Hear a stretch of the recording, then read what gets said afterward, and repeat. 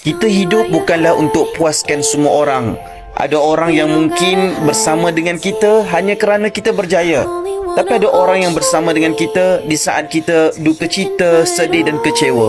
Simpan orang tu. Sebab orang tu betul-betul ikhlas untuk berjuang bersama-sama dengan kita. Ujian dalam hidup ni dia datang daripada pelbagai tempat. Kadang-kadang daripada keluarga sendiri pun ada. Rakan dan sahabat yang kita percaya pun ada. Bahkan orang yang sama darah daging dengan kita pun kadang-kadang tidak menyokong apa yang kita lakukan. Tapi kita ada Allah. Kita buat bukan untuk manusia. Dan kita berusaha untuk bangkit dalam hidup ni. Perik dia kita yang rasa, letih dia kita yang lalui, dan segala kepedihannya kita yang rasa sakit dia. Maka sebab itu, jangan deritakan hidup kita dengan hanya memikirkan pandangan manusia. Kita memang ada kekurangan dan kita akui.